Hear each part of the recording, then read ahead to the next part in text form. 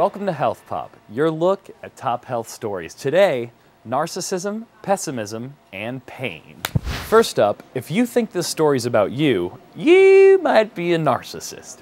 In Greek mythology, Narcissus is the guy who fell in love with his own reflection in a pool of water, and he died because he couldn't leave the sight of himself.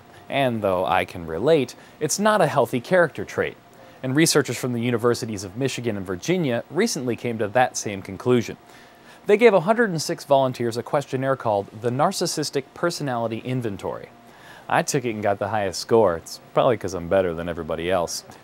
The researchers found that men with two specific traits, those who feel entitled and those who tend to exploit others, had higher levels of cortisol. That's the hormone related to stress, and having a lot of it leads to high blood pressure and heart problems.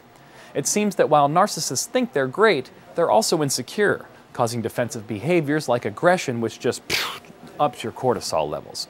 Strangely enough, researchers didn't find this same effect in women. Whatever. Look, I don't even know why you guys want to do this. It's not going to come out good. It's going to be stupid. Fine, I'll do it. Whatever. Next up, the glass is half empty for those with elevated levels of lead. Researchers in Boston recruited men in their late 60s and measured lead levels in their tibia leg bone.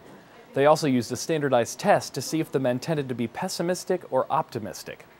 Turns out those with higher levels of lead were more likely to be pessimistic than other men. Now, we've known for a long time that lead affects the nervous system. That's why it was banned from paint and gas in the 70s. But the link to pessimism is fairly new. And unlike past studies, researchers took socioeconomic factors into account too. Now this should all give pessimistic guys something else to feel down about, because pessimism is also unhealthy. It's considered a risk factor for depression, heart disease, stroke, turning goth, hating Disney movies, negative Nancy-ness, the list goes on. And finally, everybody hurts, but women may feel it more.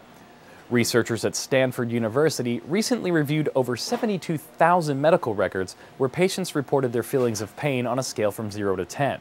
The conclusion? Women consistently report higher levels of pain than men. In particular, women seem to feel more pain when dealing with lower back problems, acute sinusitis, and neck pain. Exactly why this happens isn't understood, so questions remain.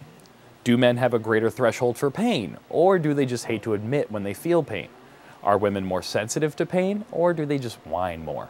Which came first, the chicken or the egg? If a tree falls in the forest but no one's there to hear it, does it make a sound? What's the cure for the common cold?